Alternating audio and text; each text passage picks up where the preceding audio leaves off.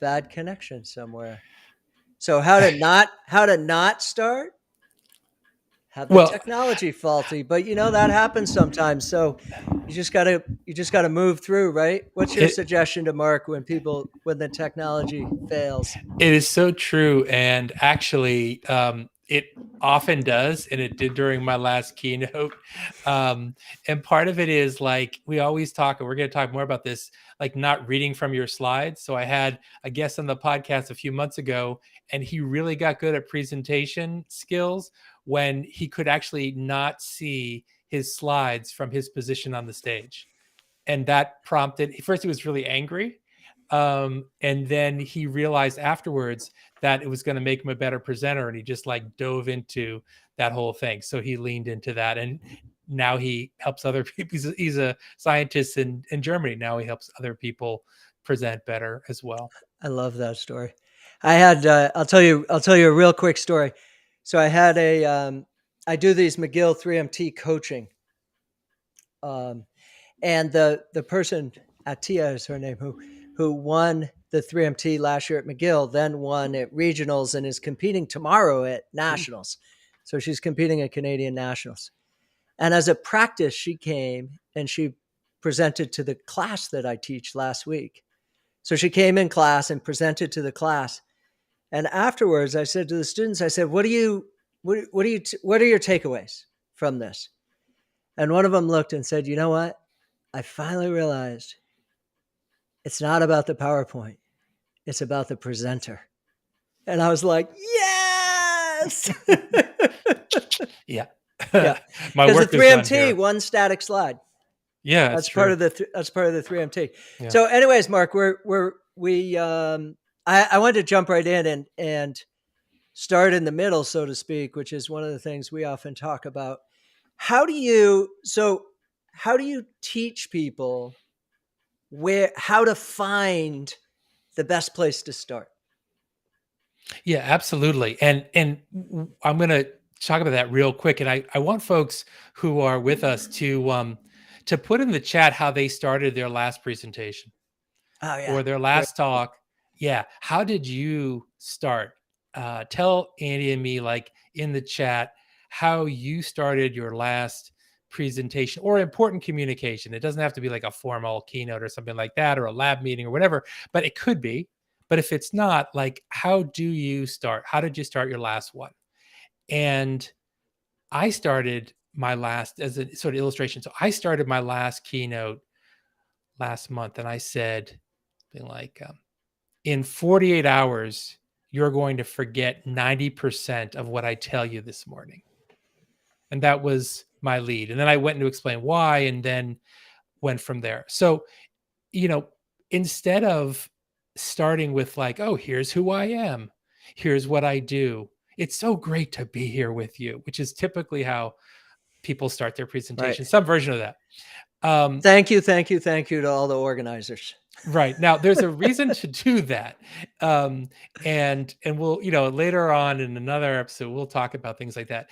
That being said, the number one question to ask yourself when you're trying to figure this out is, why should the audience care about what I'm about to say? And this, of course, goes through let's go to the overall framework for your whole talk. But the audience does not really care that much about who you are, where you came from, where you went to school, things like that. Or that could be part of the bio that somebody reads beforehand. But if not, the thing is, immediately start delivering value. And talking about yourself does not deliver value for the audience. So that's my overall kind of approach to encourage people to think about that. And it's kind of a good pivot to ask you, Andy, when you're working with people, whether it's part of the 3MT competition or part of your coursework or your client work, how do you help people find that spot? Because it can also feel very abrupt. It's almost like I'm telling you the punchline before the joke. It's not going to make, before the setup for the joke. It's not going to make sense if I don't give you the setup. Right. But actually, you if you try the setup, they'll never get all the way through with you probably until you get to the punchline. So start with the punchline and then go back. So how do you help people figure it out? So one of my favorite exercises to do. I have a lot of people come to me with presentations. So one of my favorite exercises to do is just have them present. So bring a draft presentation, just present it to me, and I'm going to sit here and listen. And usually people introduce themselves, they talk about the title, they give some background. If it's a research, they might start talking about methodology, they get into a result, or they get into something. And at some point along the way, their voice changes. So I'm convinced I could actually do this with zero content, and just I could teach an AI program to recognize voice passion. And when their voice shifts to being excited, like something they actually want to share with us, I say, okay, stop there. They're like, wait a minute, I'm just getting to the exciting part. I'm like, I know. I know you are, but stop. So I want to start again. So if we're on slide 7 or 8, I said, let me just do me a favor, take slides 1 through 6, take everything before this slide and put it after the next 3. And they kind of look at me, they're like, what? and then I say, okay, just start here and see what happens. Yeah. And it's exactly it's a little different from what you're talking about, because when you're talking about is audience centric, find the value for the audience. What I'm talking about is start where your passion is. Because I mean, this, right? Emotions are contagious. Yeah, absolutely. So if I'm passionate, you're either going to be passionate for the same reason, or you're going to wonder why I'm passionate and want to know. And either way, you want to hear the rest of the story. Right. And that's what it is. Like, you give energy, you get engagement from the audience, and they sense your passion. And the fact is, if you're a little uncomfortable with this, like, oh, there's not enough context, that's good, because there's that mystery, like you're suggesting, Edie. It's like they want to hear more to figure out what exactly did that just mean, right? So you might think, oh, well, they're not going to quite understand unless I give them the setup. But the idea is, if they don't quite understand, that's going to have them leaning forward and wanting to know more so that they will understand, So starting with that cut, right into it, like your passion, you're saying, is immediately it gets the audience more energized. And if it's a little bit unclear, they don't quite understand it because you haven't given them the context delibereately, then that's a good thing. Yeah, that's such a big shift for people, right? Especially working with researchers and scientists who are used to setting it up. Like we write a journal article, like the classic science communication. It's like we lay out all the background before we get to the important bits. Yeah. And it's like a total mind flip to invert that. But I can tell you one of the things, I don't know if I've ever shared this with you, Mark. I know we've shared a bunch over the last year. But one of the things I always point out to researchers. So researchers are used to reading journal articles, right? And when they resist starting in the middle, I just ask them this one simple question. I said, okay, think about the last research article you read. You read the abstract because that's how you chose to read the article. What did you read next? And if you ask 100 researchers this, somewhere between 0 and none will say the background. Mm-hmm. Everybody always goes to methodology, results, discussion, conclusions. Next, no one starts with the background. Yeah. So if they wouldn't, why do we force them? Yeah, I think you and I should do some research into that, because it's such a clear way of demonstrating this point. And the other thing too, of course, is like when you're giving a talk to a general audience, you're in a new universe, right? Your audience has different expectations.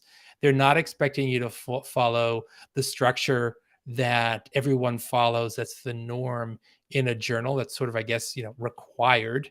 And so they're not, it's a mismatch for the audience, because you're using a structure that doesn't match up with people's expectations when you're talking to a general audience. And that's why you need to adjust. And that's really, part of the rationale for what Andy and I are talking about.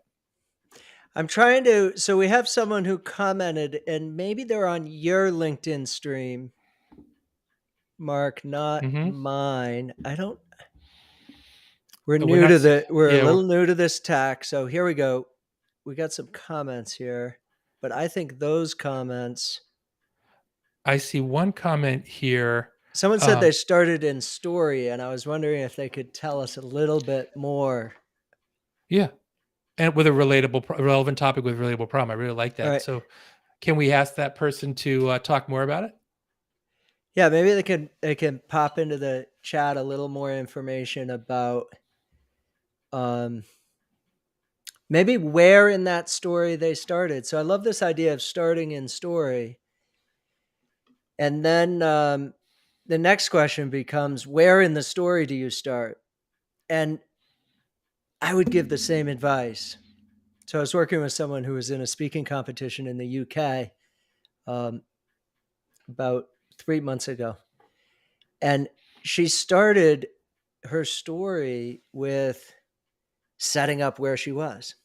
Mm-hmm. And then she had this very dramatic moment where instead of preparing for a presentation, she was lying on the floor looking at ceiling tiles. And that was like a minute in. It's like classic journalism, right? You've buried the lead. Yeah, right. Yeah, I Just wrote. It's so funny. It's so, yeah, it's so true. You took that most interesting part and you read. I wrote about this in this week's newsletter, and like, it's like, but it takes. See, the thing is, like, it takes time as you're putting these things together, like the presentation, or whatever, to actually hit upon that really grabbing start, right?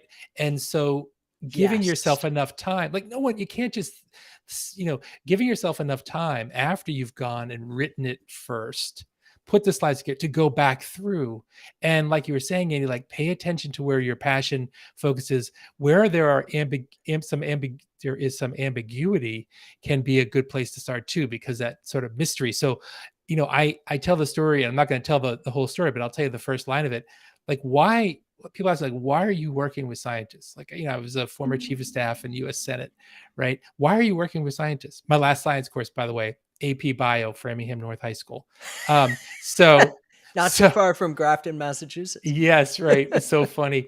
So people ask me that question. So when I tell that story, I say this. So it started with a telegram. Like, that's the first line, right? Well, first of all, you have to assume that people know what a telegram is. Maybe they don't anymore. But in any case, it started with a telegram. So it's like, well, what started with a telegram? And like, it's really tight too. It's really short. And so Yep. ambiguity can be a good place to start as well, for that same kind of reason. Like, what does it refer to? And then people want to find out. Yeah. So if you open that, so I refer to this as thinking about information loops, right? Our brain hates incomplete information. Exactly. So the old advice of tell people what you're going to say it, and then tell them what you said is terrible advice. Mm. Don't tell people what you're going to say, because as soon as you tell people what you're going to say, they have permission to not listen, because now they know what you're going to say. So their Mm. brain has permission to think about something else. But if you say it started with a telegram, I need to know what it is. So I'm not going until you tell me what it is. I may not know what a telegram is. That's fine. Mm-hmm. I'm not leaving until I find out what a telegram is, because my brain can't help but pay attention until that information loop is closed. Yeah. Yeah. It's like the ceiling tiles. I was lying on the floor staring at ceiling tiles. Were you doing yoga? Were you like, why were you looking at ceiling tiles? I was about to give a presentation to my board. There we go. Fourth and long. I love that. Yeah. Yeah. It was fourth and long. That's a great opening, right? Yeah. Right in the action. Fourth and long. Tell us the rest of the, like, I want to, like, I want to go find out who this is. Please post tomorrow and tag me on it Yeah, the tag rest me. of this story Yeah. because I can't help it. I What want to happened? know fourth and long what happened. Yeah. And I think like, and I love some neuroscientists to chime in here because or evolutionary biologists. Here I'm stretching like my science, my science industry and science enterprise knowledge.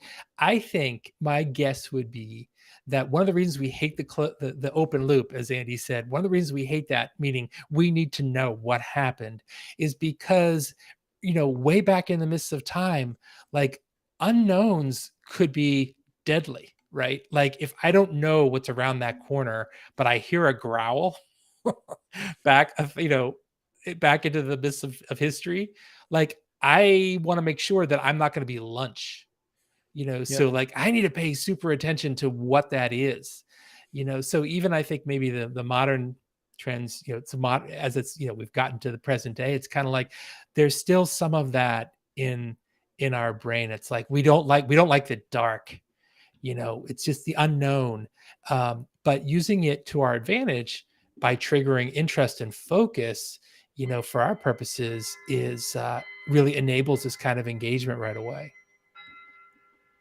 And people are impatient, like they need to be like, it's like, I want to, it's like if you go into this big long setup, it's like it's not relevant and it's not interesting, so show me something interesting. An open loop is very interesting to us. The other thing that I love that we're talking around a bit here, but maybe we can dive into is this idea of um, how much detail and how much ambiguity and how much um, because I think what people tend to do. So let's use the example right here. Yeah. So it was fourth down. It was fourth and long. Yeah, you The can pull it kids up. on the Yeah. the Yeah. kids on the field were veterans of the backyard game. I was a rookie. So one of the beautiful things about this is there's the capacity for us to put ourselves in that position Yeah, exactly. is wide open. You didn't tell us whether it was sunny. You didn't tell us whether you're playing on grass or astroturf. You didn't tell us how old you were. You didn't tell us. So all of those things, like if you said it was a 90-degree day in November, I'd be like, well, you're not talking to me. You must be from Florida because we don't get 90 degrees November up here in the Northeast. And Yeah. I'm immediately disconnected from your story. Yeah. Yeah. And But that, when you just give me this, there's just enough there. If I've ever played football, I'm in. If I've ever watched football, I'm in. yeah. Yeah, and exactly, and it ties to actually what one of our earlier commenters said about. I started my last presentation with the story relevant topic with relatable problem, and so this relatable aspect to it, and putting yourself, the ability to put your listener into the story. So now we talked about like ambiguity, like I'm interested, right? Because I want to know what happens. And then this relatability aspect to it is like, and I've been in something similar. I know of something similar. I can see myself in your story. And then it's like a double, that's even enhancing the listener's level of interest, because you want your audience to be thinking along with you as you're talking. And the way to get them to do that is you pique their interest sort of with this ambiguous, okay, what happens? And then it's like, now you're putting them into the story itself, which makes it even more Right. relevant to them because it's relatable and they've actually experienced it either firsthand or they can see it, in their mind. One of the things I've been so this immersion piece is really interesting. Um, that that pulls people in, right? One of the things I've been working on with um, my own clients is helping people understand when the audience comes. they're ready to listen, but they're not all in.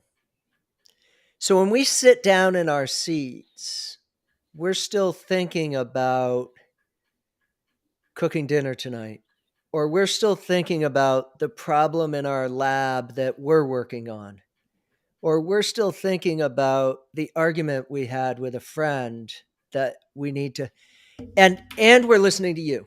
We're task switching, not multitasking. We'll talk about that another Right, time. right, exactly. But we're task switching between those two things. And your job in those opening 15, 20 seconds is to pull us all the way in, our entire brain. So we're no longer task switching. Now we're only paying attention to you. Yeah. And you can't do that with your name. And unless you're, you know, and unless you're a celebrity that everybody's been dying to hear, like, in, if people are paying $500 a seat to come listen to you, maybe you can do that with your name. But otherwise, for the rest of us mortals, you're not doing that with your name. You're doing that by taking people into an experience. Yeah, exactly. The experience. So you're transporting them, right? I mean, you're Absolutely. and why do people go to the movies? Like they want to escape their everyday. They want to experience something different from what they see, in their day-to-day life. And they want to be transported into a new experience. And experiences trigger all sorts of, feelings, right? So you're listening and you may feel fearful, sad, joyful. And these are all things that you want to be aware of too when you're talking. The rookie, I love this point about on the field that day where veterans.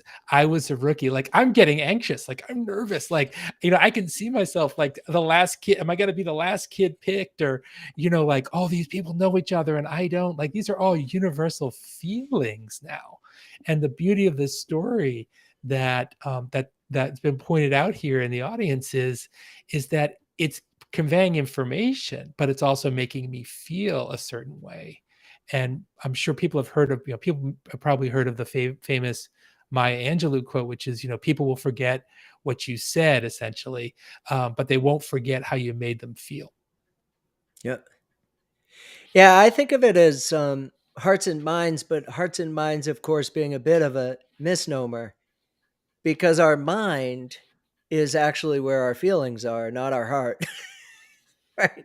So it's really whole mind versus hearts and minds. Mhm. It's really, you have to engage the whole mind to create that immersion, to bring that person in. Yeah. Since we're talking about science and science communication, one of the things I wanted to ask you and chat a bit about as we wrap up here. We have about 3 more minutes, and then we'll do a little close. We can introduce ourselves and a bit of background. Um, what is it that? How do you convince scientists that being a storyteller or not starting the way other scientists usually start is okay? Well, I think it starts with why are you doing the work that you're doing? Why are you spending your professional life, dedicating your professional life? And a lot of times it spills over into your personal life, hours of your personal life plus professional life into your work. Well, you think it's important, probably. You think it's meaningful. You think it's valuable. And part of that can often be you want other people to know about it. And, as someone who comes from a political background, right? So much of the work that scientists do has impacts for all of us, whether it's clean air, clean water, good health. I mean, all of these big issues, which is why I feel real kinship with scientists. And so, what I would say to that is if you want your research to reach more people and to have an impact, we can show you how to do that in this new universe that's very different from the academic one, right? So whether that's talking to a member of Congress or a member of parliament, or somebody who's a big decision maker that could enable your research to really get spread much further, like there are different, you're now in a new world where the forces that you're used to and the norms that you're used to don't apply. And so Andy and I have got like 30 years of experience in this other universe, not an expert in yours at all, but know enough to help with this translation. So I think if you want your research, you want your sort of life's work when it comes to your profession to be amplified and to really have an impact, then we would suggest that you consider the things that we're talking about and learning from too, of course, always learning from scientists and others and trying to refine and improve. Yeah. I like that. As you step out of one universe and into another, I would challenge the only thing in that I would challenge is even in your own universe, even in the universe within academia, much of what we're going to talk about becomes applicable. And just because it is the way things have traditionally been done doesn't make it a best practice. It just makes it a tradition. And one of the things that I'm really committed to in my work at McGill and other universities branching out now from McGill is challenging some of those traditional norms, because there are other ways that work better. And we want to, I love the part when you started talking about kind of your why. And I think one of the reasons that Mark and I have found each other on LinkedIn and gravitated to wanting to do this co-live cast podcast interactive. I'm not quite sure what we're calling it yet. I think you called it a live audience centric live cast or something, Mark. I love that. I like that combination. Yeah. But it's because we know the world needs scientists' voices. Yeah. We know that the world needs the voice, the sounds of science. And that's what we're trying to do. I'm so committed to helping amplify the scientific voices in the world, because that's how we should be making decisions. Yeah, it is so true. And I, completely agree. That's also my why, which is why Andy and I get along so well. And we know that this is under threat, right? I think that's the other, a few years ago in the US, we started to see the marginalization of scientific evidence, the disbanding of scientific advisory boards within US federal government, the substitution of ideology for science. Of course, with COVID, it was like substituting ideology for epidemiology. And that's still going on. So, helping scientists and people who are in these technical fields now push back and amplify in a new way with new skills is something that we're totally committed to.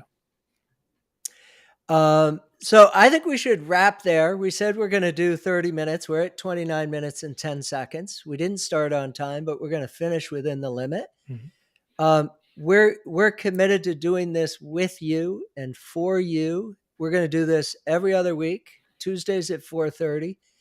We'd love to hear your reactions. We'd love to hear your comments. We'd love to hear your questions. And at some point, we're hoping that we're going to get people up here on stage with us. Yeah, absolutely. So it's not just the two of us talking, but it's us talking as a community of people who are researchers, who are scientists, who are people who are committed to helping amplify the sounds of science. And we will hope to see you again next week. Sorry, 2 weeks. Yeah, we'll have absolutely we'll have information on how to find us. And thanks for bearing with us during the little technical snafu. It's all part of communication, and hope to see you back next time. See you next time. Bye.